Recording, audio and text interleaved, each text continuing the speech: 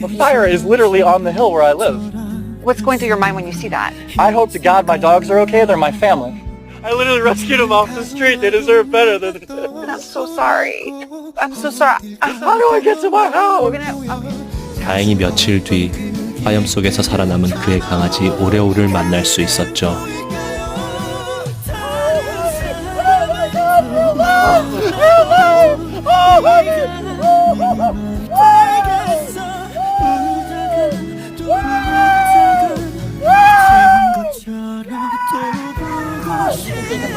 Thank you, Jesus. Oh, thank you, God. I'm never gonna let him go. I'm never gonna let him go.